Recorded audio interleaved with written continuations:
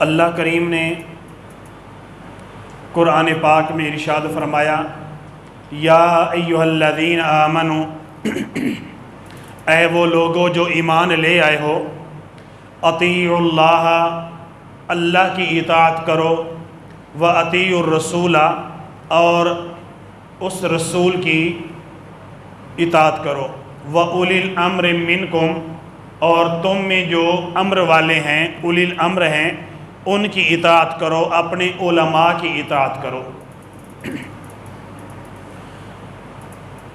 یکم محرم الحرام حضرت سیدنا امیر المومنین فاروق اعظم رضی اللہ تعالی عنہ آپ کا یوم شہادت ہے۔ اسی حوالے سے ہماری آج کی جو گفتگو ہے یہ حضرت فاروق اعظم رضی اللہ تعالیٰ عنہ کی زندگی کے مختلف پہلوؤں کو ہم نے سرسری نظر سے ایک ایک مثال کے ذریعے جج کرنا ہے۔ حضرت عمر فاروق اعظم رضی اللہ تعالیٰ عنہ، آپ کی شان قرآن پاک میں کثیر مقامات پہ بیان کی گئی، اور احادیث مبارکہ کے اندر بھی حضرت عمر فاروق اعظم رضی اللہ تعالیٰ عنہ کی شان کو بیان کیا گیا، یہاں تک کہ حضور نبی رحمت صلی اللہ علیہ وسلم نے یہ فرمایا کہ اگر لو کان بعدی نبی، اگر میرے بعد کوئی نبی آتا تو فرمایا لکان عمر، اگر میرے بعد کوئی نبی آتا تو حضرت عمر نبی بن کے آتے۔ حضرت امام احمد رضا رحمۃ اللہ تعالی علیہ نے اس حدیث کی وضاحت میں فرمایا کہ ان کی فطرت اللہ کریم نے اتنی عظیم پیدا کی تھی، ذات کے اعتبار سے تو کوئی نبی نہیں بن سکتا تھا، اللہ کے فضل سے اگر کوئی نبی بن جاتا تو حضرت عمر کی فطرت ایسی تھی کہ اللہ کریم ان کو ہی نبی بنا دیتا، مقام نبوت سے حضرت عمر کو سرفراز کیا جاتا، اللہ نے ان کی فطرت اتنی کمال کی بنائی تھی۔ تو حضرت عمر رضی اللہ تعالیٰ عنہ کی شان کثیر احادیث مبارکہ کے اندر اور صحابہ کرام کی زبان سے، اہل بیت اطہار کی زبانوں سے، اور اس وقت سے لے کر آج تک علماء امت، ہمارے اکابرین، ہمارے اسلاف، انہوں نے حضرت عمر رضی اللہ تعالیٰ عنہ کی شان کو لگاتار بیان کیا ہے۔ حضرت عمر رضی اللہ تعالیٰ عنہ کا یوم شہادت یکم محرم سے پہلے ہی حضرت عمر رضی اللہ تعالیٰ عنہ فجر کی نماز پڑھا رہے ہیں۔ آپ کی عادت مبارکہ تھی کہ آپ جب گھر سے تشریف لاتے ہیں نماز پڑھانے کے لیے تو آپ راستے میں ہی آواز دیتے ہیں لوگوں کو نماز کے لیے کہ لوگوں اٹھ جاؤ نماز کے لیے اٹھاتے آتے ہیں۔ اور ایک مجوسی غلام ابو لؤلؤ فیروز، جو کچھ دن نہیں تو پہلے حضرت مغیرہ بن شعبہ کی سفارش کی وجہ سے آیا تھا مدینہ پاک میں، اس کو اجازت دی گئی آنے کی، وہ چکیاں بناتا ہے، تو حضرت عمر رضی اللہ تعالیٰ عنہ نے اس سے کہا کہ آپ ذرا میرے لیے بھی ایک چکی بنا دیجئے۔ تو اس کے دل میں تو بغض اور کینہ تھا، مجوسی تھا، غیر مسلم تھا، تو اس نے کہا، اس نے جو جملے بولے نا، اس نے کہا کہ جی میں آپ کی ایسی چکی بناؤں گا کہ پہلے کسی نے نہیں بنائی ہوگی، میں آپ کی ایسی چکی بناؤں گا پہلے کسی نے چکی نہیں بنائی ہوگی۔ اب ہوا کیا، چند دن گزرے ہیں، حضرت عمر رضی اللہ تعالیٰ عنہ فجر کی نماز پڑھانے کے لیے مسجد میں تشریف لا رہے ہیں۔ جب نماز کے لیے، جماعت کے لیے صف سیدھی کی گئی نا، تو ابو لؤلؤ فیروز جو مسلمانوں کے لبادے میں تھا اور تھا مجوسی، وہ بھی صف میں کھڑا تھا۔ جب جنگ نہامد ہوئی تھی، حضرت عمر رضی اللہ تعالیٰ عنہ کے لشکر نے جو وہاں پہ فتح کی تھی، اور آپ منبر پہ بیٹھ کر جس جنگ کی فتح کی باتیں بتا رہے تھے، حضرت ساریہ رضی اللہ تعالیٰ عنہ کو جو بتاتے تھے، یا ساریہ تو الجبل، اے ساریہ پہاڑ کی طرف دیکھو، وہ جو جنگ ہوئی تھی اس میں جو کافر قیدی ہوئے تھے، یہ ابو لؤلؤ فیروز وہ قیدی بن کے آیا تھا، یہ قیدی تھا اس جنگ کا، اب مسلمانوں کے لبادے میں تھا۔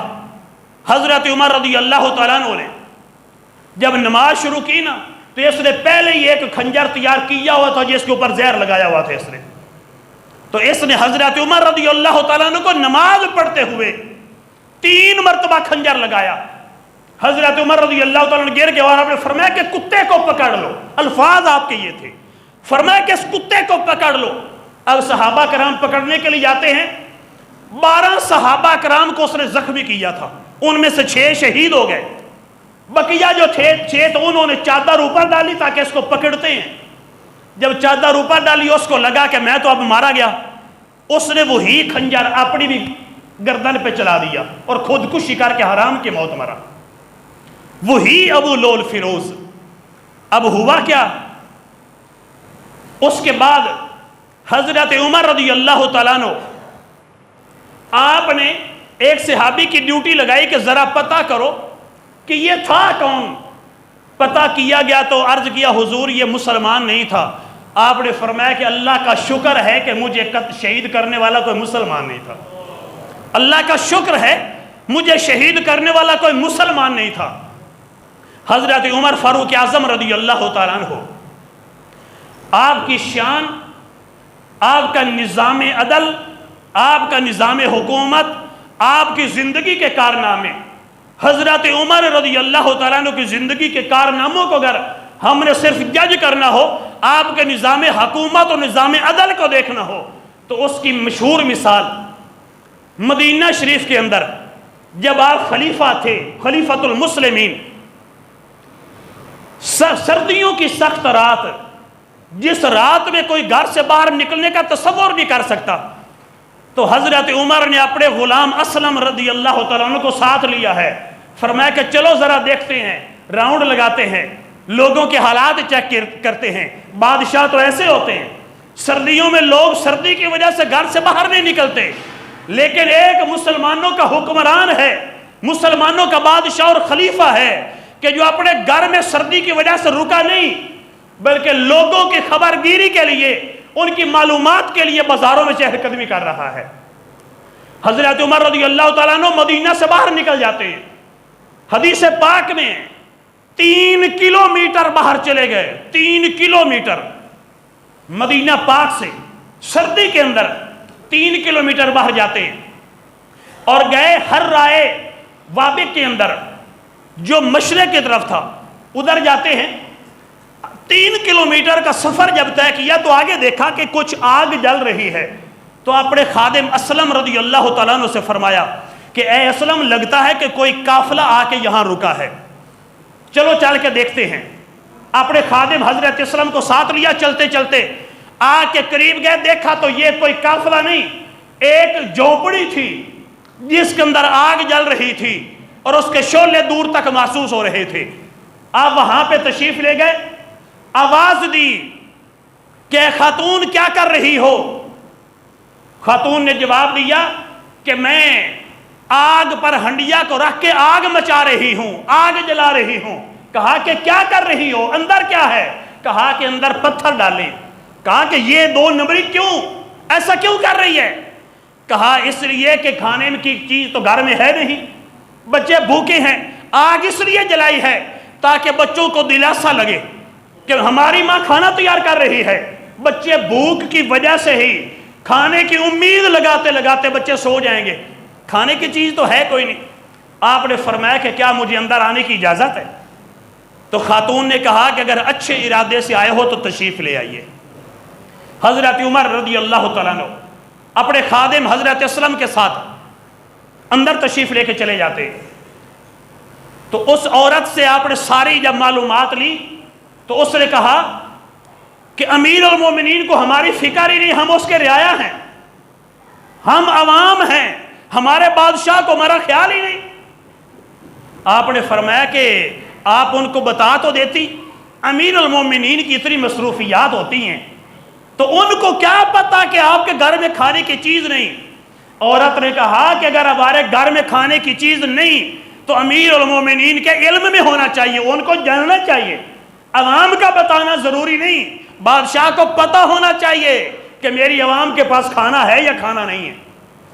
تو فوراً آپ کی آنکھوں سے آنسو نکلے، حضرت اسلم اپنے خادم کو ساتھ لیا، فوراً جاتے ہوئے تو گفتگو ہو رہی تھی خادم سے، لیکن واپس آتے ہوئے چپ چپ آ رہے، خاموشی سے سفر کیا، واپس آئے، جہاں مال گودام سٹور تھا، گودام دروازہ کھولا، آٹے کا تھیلا اٹھایا، گھی کا کنستر اٹھایا، کھجوروں کا ٹوکرا اٹھایا، اب اور بھی کھانے پینے والی کافی چیزیں اٹھا کر بڑی سی گٹھڑی بن گئی۔ خادم سے فرمایا کہ یہ گٹھڑی اٹھا کے میرے کندھوں پہ رکھ دو۔ اس نے کہا کہ حضور میں اٹھاتا ہوں۔ فرمایا کہ آج دنیا میں میری تکلیف تو دور کر دو گے، دنیا میں میرا بوجھ اٹھا لو گے، کیا قیامت کے دن بھی میرا بوجھ اٹھا سکو گے؟ کیا قیامت کے دن بھی میری تکلیف دور کرو گے؟ جب تم نہیں کر سکتے، ذمہ داری میری ہے عوام کا خیال رکھنا، تو لہٰذا یہ بوجھ مجھے ہی اٹھانا پڑے گا۔ آپ نے بوجھ اٹھایا، 3 کلومیٹر پیدل سفر کیا، اور پھر گئے، دستک دی، اندر گئے، اور عورت سے فرمایا کہ آٹا ذرا گوندو۔ حضرت عمر رضی اللہ تعالیٰ عنہ جھک جھک کر آگ کو پھونکے لگاتے ہیں، اور روایتوں میں ہے کہ آگ کا جو دھواں اٹھتا ہے، دھواں حضرت عمر کی داڑھی میں داخل ہو رہا ہے۔ کھانا حضرت عمر نے سالن تیار کیا ہے، سالن تیار کیا، روٹیاں بھی پک گئیں، بچوں کو کھلایا ہے، بچے خوش ہو کے جب مسکرانے لگے تو اب حضرت عمر رضی اللہ تعالیٰ عنہ نے حضرت اسلم سے فرمایا کہ جب بچے روئے ہماری وجہ سے تھے، ہماری تو ڈیوٹی تھی کہ ان کو ہنسانا بھی ہمارا ہی کام تھا، ان کے دل میں خوشی داخل کرنا بھی تو ہمارا ہی کام ہے۔ عورت نے کہا اے اللہ کے نیک بندے، عمر کو تو خلیفہ نہیں ہونا چاہیے، خلیفہ تو تجھے ہونا چاہیے۔ عمر کو خلیفہ نہیں ہونا چاہیے، خلیفہ تجھے ہونا چاہیے۔ تو لوگوں کی کتنی خبر رکھتا ہے، کتنے لوگوں کا تیرے دل کے اندر پیار اور احساس ہے، امیر المومنین تو تجھے ہونا چاہیے۔ آپ نے پھر بھی اپنے راز سے پردہ نہیں اٹھایا کہ میں ہی امیر المومنین ہوں۔ فرمایا کہ اے عورت، اگر تو آئے گی نا امیر المومنین کے دربار میں تو مجھے وہاں دیکھ لے گی، اگر تو وہاں آئے گی تو مجھے دیکھ لے گی۔ یہ تھے نظام حکومت چلانے والے، یہ عدالت تھی حضرت عمر رضی اللہ تعالیٰ عنہ کی۔ بادشاہ بننا کوئی عام کام نہیں ہے، قیامت کے دن جب حساب لیا جائے گا نا، اس وقت پتہ چلے گا کہ کرسی کا نشہ کیا تھا۔ ایک چھوٹی سی چھوٹی ذمہ داری، نبی کریم صلی اللہ علیہ وسلم نے فرمایا تم میں سے ہر کوئی نگہبان ہے، ہر کوئی نگران ہے، قیامت کے دن اس سے اس کی رعیت کے بارے میں سوال کیا جائے گا۔ قیامت کے دن باپ سے پوچھا جائے گا کہ تو نے اپنی اولاد کے ساتھ اچھا سلوک کیا نہیں، انصاف کیا یا نہیں، اور شوہر سے پوچھا جائے گا تو نے بیوی کے حقوق کا خیال رکھا کہ نہیں، بیوی سے شوہر کے بارے میں پوچھا جائے گا، اولاد سے والدین کے بارے میں پوچھا جائے گا، پیر سے مرید کے بارے میں، مرید سے پیر کے بارے میں، استاد سے شاگرد کے بارے میں، شاگرد سے استاد کے بارے میں، اور بادشاہ سے تو بہت بڑا سوال ہونا ہے۔ حضرت عمر رضی اللہ تعالیٰ عنہ کی یہ مثال میں نے سنائی ہے۔ حضرت عمر اتنے بڑے وزیر اعظم تھے، اتنے بڑے بادشاہ تھے کہ 22 لاکھ مربع میل پہ اکیلے حکمران تھے۔ آدھی دنیا پہ حضرت عمر رضی اللہ تعالیٰ عنہ کی حکومت تھی۔ اور آج جو بر اعظموں کا طریقہ کار بنا 7 بر اعظموں کے لحاظ سے، تو علماء فرماتے ہیں کہ 3 بر اعظم حضرت عمر رضی اللہ تعالیٰ عنہ کے زیر سلطنت تھے۔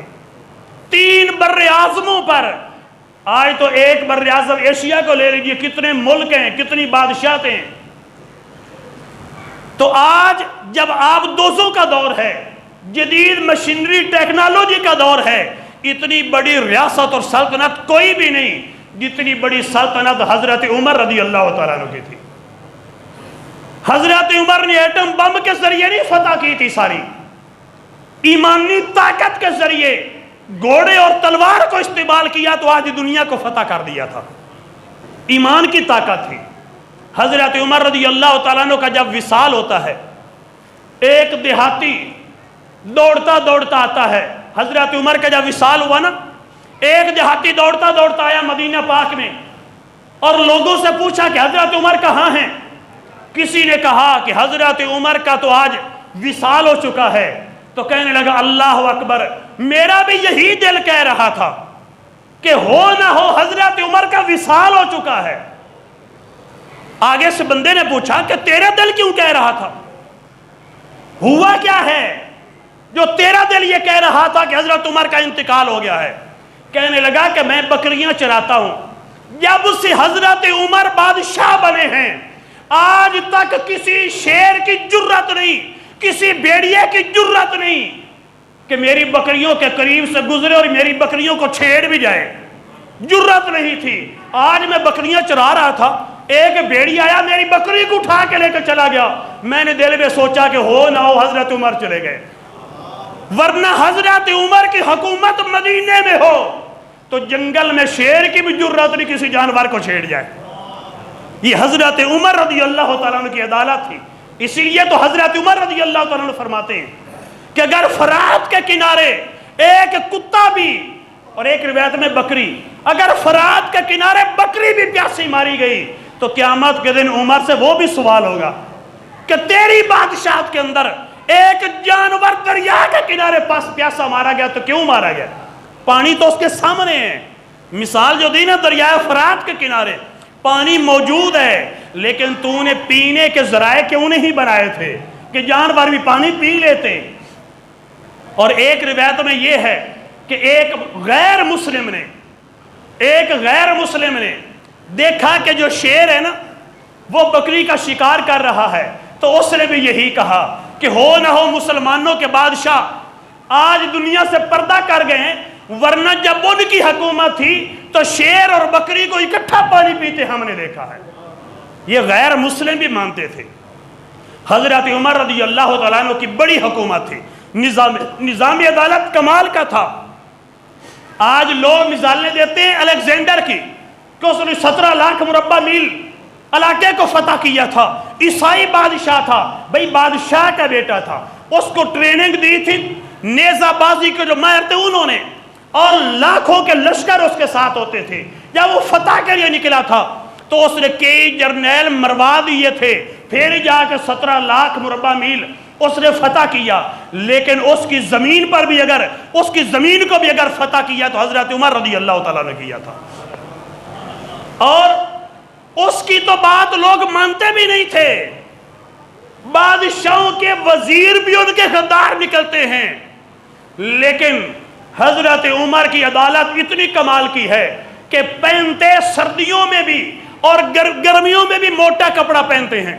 عام طور پر حضرت عمر جو بھی لباس پہنتے ہیں ہر لباس کو پیبند لگے ہوتے ہیں، 22 ٹانکے لگے ہوتے ہیں حضرت عمر رضی اللہ تعالیٰ عنہ کے قمیض کو۔ ایسا بادشاہ تھا۔ ہمارے بادشاہوں کی 75 لاکھ کی گھڑیاں ہوتی ہیں، 2.5 لاکھ کے ڈریسنگ، آپ ہم سے بہتر جانتے ہیں۔ حضرت عمر کے قمیض پہ 22 ٹانکے لگے ہوتے ہیں، لیکن درخت کے نیچے سو رہے ہیں، اینٹ رکھ کر مٹی کا ڈیلا نیچے رکھا ہے، سو رہے ہیں۔ وہ عیسائی جو حضرت عمر رضی اللہ تعالیٰ عنہ کو شہید کرنے کے لیے آتا ہے، لوگوں سے پوچھا کہ حضرت عمر کو شہید کرنے کے لیے آتا ہے، لوگوں سے پوچھا کہ تمہارے امیر المومنین کہاں ہیں؟ تو لوگوں نے کہا کہ وہ ادھر مدینہ سے باہر نکلے ہیں۔ چلتا چلتا آیا، آگے دیکھا کہ حضرت عمر رضی اللہ تعالیٰ عنہ لیٹے ہیں، تو ذرا وہیں پہ گھبرا گیا، اتنی جرت نہ ہوئی کہ کوئی بات ہی کر سکے۔ لیکن حضرت عمر رضی اللہ تعالیٰ عنہ جب بیدار ہوئے نا تو کانپ رہا ہے، کہتا ہے کہ ہمارے بادشاہوں کو اونچے اونچے محلوں میں بھی سکون کی نیند نہیں آتی، اے عمر تم زمین پر مٹی کے اوپر ایک اینٹ کا سرہانہ بنا کر چین کی نیند سو رہے ہو۔ تو حضرت عمر رضی اللہ تعالیٰ نے فرمایا کہ جس کے دل میں اللہ کا ڈر ہو اس کو کسی سے ڈرنے کی ضرورت نہیں ہوتی، جس کے دل میں اللہ کا ڈر ہو۔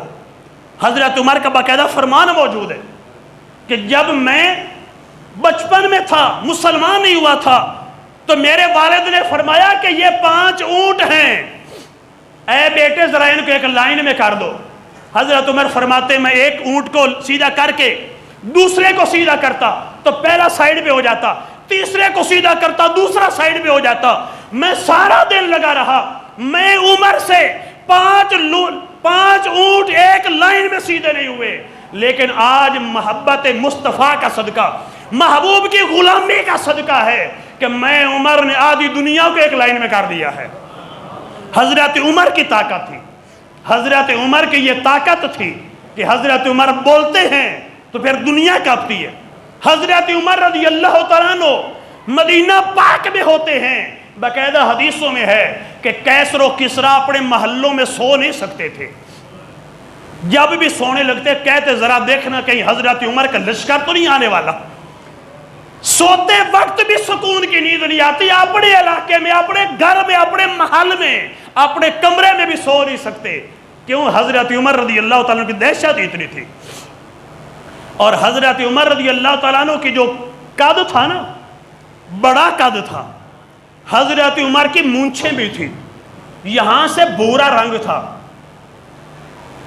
حضرت عمر رضی اللہ تعالیٰ عنہ کی یہاں مونچھیں چھوٹی تھی اور یہاں سے بڑی تھی، اور باقاعدہ حدیث پاک میں ہے کہ جب حضرت عمر رضی اللہ تعالیٰ عنہ کو جلال آتا نا تو حضرت عمر کافر کی آنکھ میں آنکھ ڈال کر مونچھ کو بل دیا کرتے تھے، اور کافر کانپتا تھا۔ اور ایک دوسری روایت میں کیا ہے کہ مونچھیں تو آپ یوں رکھتے تھے، مونچھیں تو جب کافر سامنے آتا نا حضرت عمر مونچھوں کو یہاں رکھ کے پھونک مارا کرتے تھے، اس سے بھی کافر گھبرا جاتا تھا، ان کو ہو کیا گیا ہے۔ تو حضرت عمر کا نام جیسے اس وقت کے کافروں پہ دہشت تھا، آج اس وقت کے کافروں پہ بھی حضرت عمر رضی اللہ تعالیٰ عنہ کا نام دہشت ہے۔ حضرت عمر رضی اللہ تعالیٰ عنہ کیونکہ شان ہی اتنی ہے، حضرت عمر رضی اللہ تعالیٰ عنہ کا مقام ہی اتنا ہے، کیونکہ اللہ کے محبوب نے فاروق بنایا ہے۔ حضرت سیدہ عائشہ صدیقہ رضی اللہ تعالیٰ عنہ، آپ سے کسی نے پوچھا من سما عمر فاروقہ، حضرت عمر رضی اللہ تعالیٰ عنہ کو امی جان یہ بتائیے من سما عمر الفاروقہ، حضرت عمر کو فاروق کس نے کہا ہے؟ تو حضرت ام عائشہ نے فرمایا کہ حضرت عمر کو فاروق نبی پاک نے فرمایا ہے۔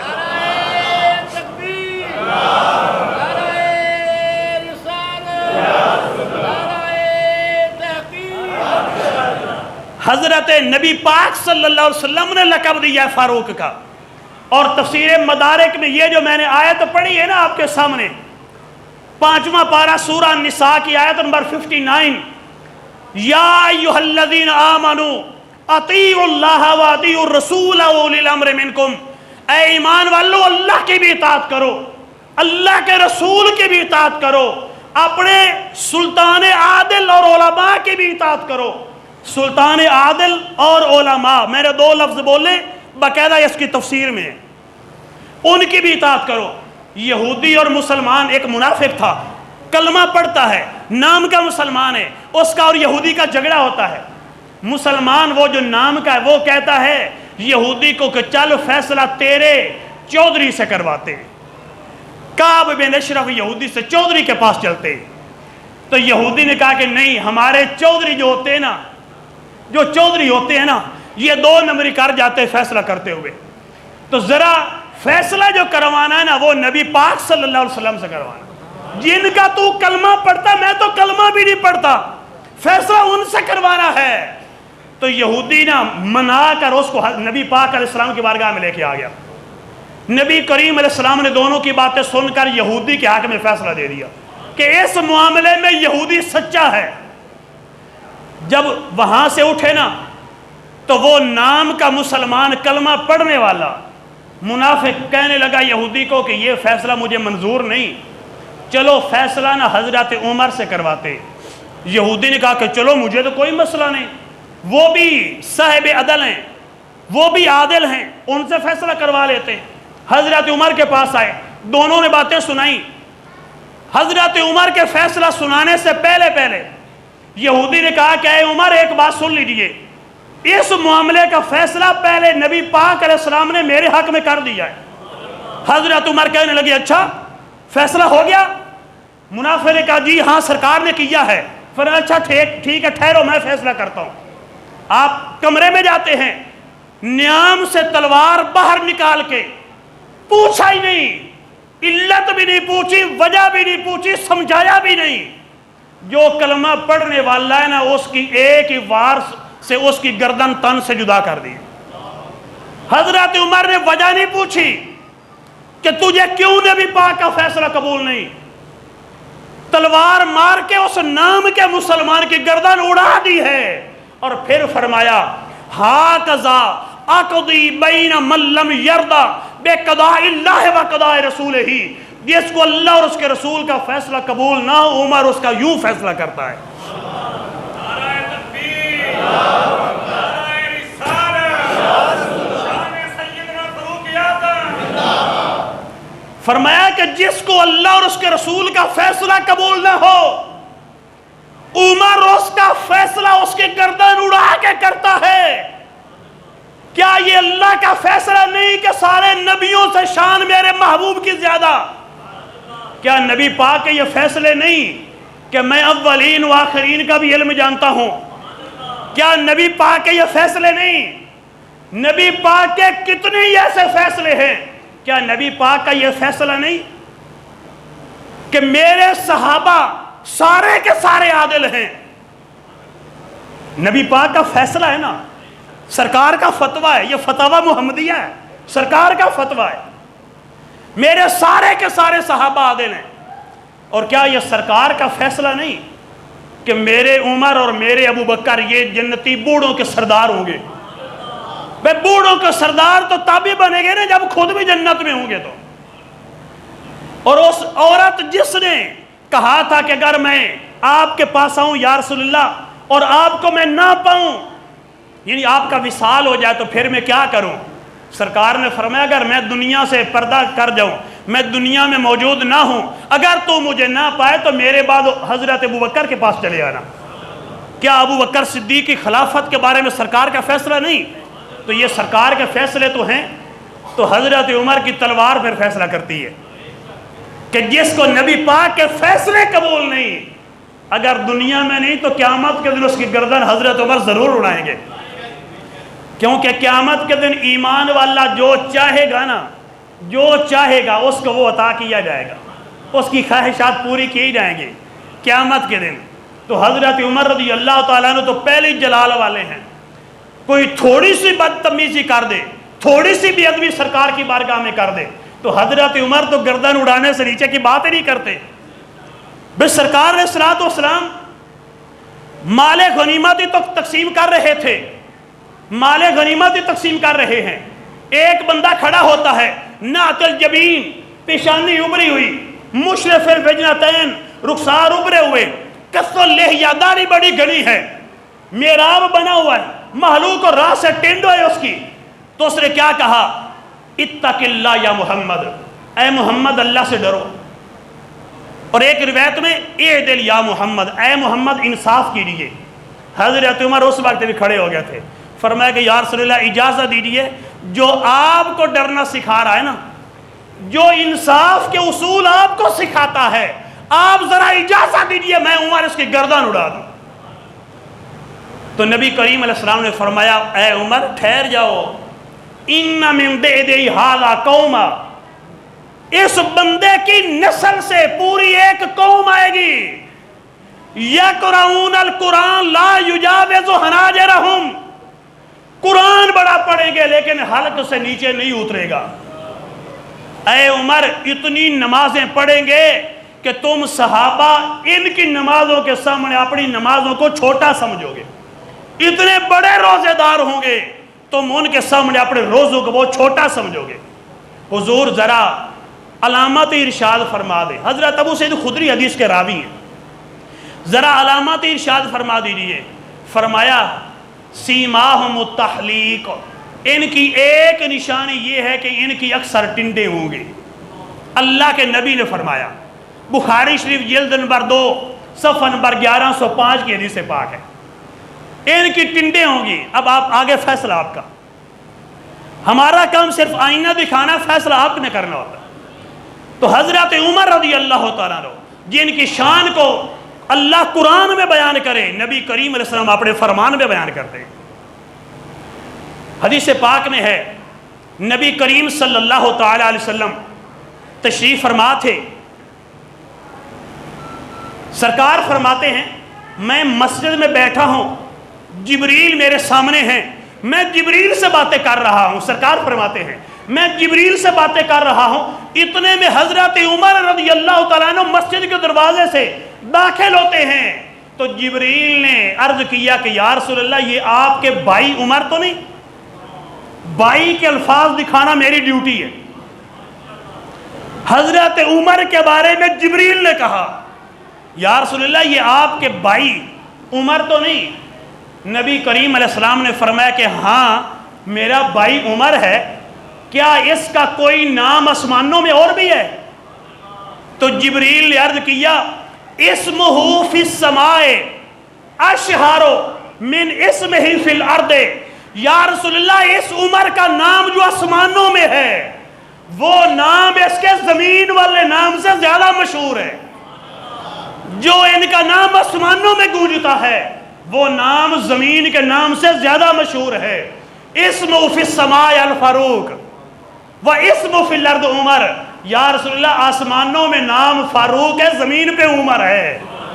تو جبریل کے فتوے کے مطابق عمر کا نام، حضرت عمر کا نام فاروق زیادہ مشہور ہے، حق اور باطل کی راہیں جدا جدا کرنے والے، اس لیے تو آپ کو فاروق فرمایا گیا۔ آسمانوں میں نام زیادہ گونجتا ہے، اس یہ سوائے کے محرقہ کے اندر امام حسب نے حدیث نقل کی ہے، ابن حجر لکھتے ہیں کہ نبی کریم علیہ السلام نے فرمایا ما من ملک فی السماء الا وہو یوکر عمر، اللہ کے پیارے نبی نے فرمایا سارے آسمانوں میں کوئی ایک فرشتہ بھی ایسا نہیں جو میرے عمر کی عزت نہ کرتا ہو۔ اب چند لوگ کرائے کے ٹٹو، کرائے کے لیے جنہوں نے 4 ہاتھ لگا لیے، اگر وہ عزت نہ بھی کریں تو ان کے عزت نہ کرنے سے حضرت فاروق اعظم کی عزت تو کم نہیں ہو جائے گی، جن کی عزت ہر ایمان والا بھی کرتا ہے اور ہر آسمان والا بھی کرتا ہے، اس حضرت عمر رضی اللہ تعالیٰ عنہ کی عزت کو کوئی گھٹا سکتا ہی نہیں ہے۔ حضرت عمر کی شان کو کوئی نہیں گھٹا سکتا۔ تو میرے بھائیوں، حضرت عمر رضی اللہ تعالیٰ عنہ کا نظام حکومت ایسا تھا کہ جنگ تیار ہے، لشکر تیار ہے، دشمن سے مقابلہ ہونے والا ہے، سپہ سالار حضرت خالد بن ولید رضی اللہ تعالیٰ عنہ، اسلام کے سب سے بڑے سپہ سالار حضرت خالد بن ولید رضی اللہ تعالیٰ عنہ دشمن کے سامنے بطور سپہ سالار دشمن کے سامنے پہنچ چکے ہیں۔ حضرت عمر کا پیغام آیا اے خالد بن ولید تمہیں سپہ سالاری کے عہدے سے معزول کیا جاتا ہے، معزول کیا جاتا ہے۔ حضرت خالد بن ولید چپ کر کے پیچھے ہٹاتے، نئے سپہ سالار کو بنا دیا گیا۔ کسی نے پوچھا کہ اے پیارے امیر المومنین دشمن کے سامنے سے حضرت خالد کو ہٹایا کیوں ہے؟ فرمایا کہ حضرت خالد ہمیشہ جیتتے ہیں، کہیں ان کے دل میں یہ نہ آئے کہ میں ہوتا ہوں تو فتح نصیب ہوتی ہے۔ میں یہ واضح کرنا چاہتا ہوں حضرت خالد نہ بھی ہو، اللہ اسلام کو ہمیشہ بلندی عطا فرماتا ہے۔ یہ حضرت عمر اور حضرت عمر رضی اللہ تعالیٰ عنہ کے دور حکومت میں مدینہ پاک میں آگ لگ جاتی ہے، چند گھر بھی جل گئے، لوگ دوڑے دوڑے آئے اے امیر المومنین ہمارے گھروں میں آگ لگ گئی، آگ بجھنے کا نام نہیں لیتی، پانی ڈالتے ہیں پھر بھی نہیں بجھ رہی۔ حضرت عمر رضی اللہ تعالیٰ عنہ نے ایک کاغذ پہ لکھا اے آگ یا نارو اسکنی، اے آگ اسکنی باذن اللہ، اللہ کے حکم سے ٹھنڈی ہو جا۔ حضرت عمر نے کاغذ پہ لکھا، فرمایا جلدی جاؤ یہ کاغذ آگ میں ڈال دینا۔ لوگوں نے کاغذ پکڑا، جلتی آگ میں ڈالا، 1 سیکنڈ بھی نہیں ہوا کہ آگ بجھ جاتی ہے، 1 سیکنڈ سے پہلے آگ بجھ جاتی ہے۔ کیوں کہ جو رب ابراہیم علیہ السلام کے آگ میں جانے سے پہلے آگ کو گلزار بنا سکتا ہے، اگر ابراہیم علیہ السلام، اگر آگ اللہ کے خلیل کا حیا کرتی ہے تو وہی آگ نبی پاک کے پیارے صحابی فاروق کا بھی حیا کرتی ہے۔ تو میرے بھائیو، تفسیر روح البیان میں حدیث پاک موجود ہے، روح البیان میں، کہ حضرت فاروق اعظم مدینہ شریف میں چل رہے ہیں، اچانک زلزلہ آتا ہے، مدینہ پاک میں زلزلہ آتا ہے، تو حضرت عمر نے کھڑے ہو کے اللہ کا ذکر شروع کر دیا، لیکن زلزلہ ختم نہیں ہوا۔ حضرت عمر اپنے ہاتھ میں اکثر کوڑا درہ رکھا کرتے تھے، حضرت عمر نے کوڑا اٹھایا، زمین پہ مارا، فرمایا کہ اے زمین مدینہ ٹھہر جا، کیا عمر نے تیرے اوپر انصاف نہیں کیا؟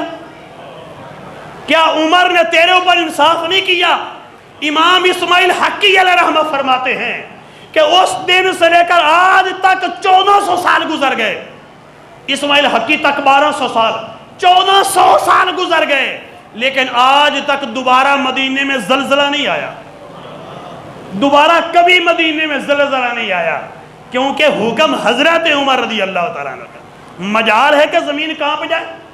تو میرے بھائیوں، حضرت عمر رضی اللہ تعالیٰ عنہ کی حکومت، اللہ کے حکم سے پرندے بھی اطاعت کرتے ہیں، پانی بھی اطاعت کرتا ہے، جانور بھی اطاعت کرتے ہیں، اور انسان بھی اطاعت کرتے ہیں.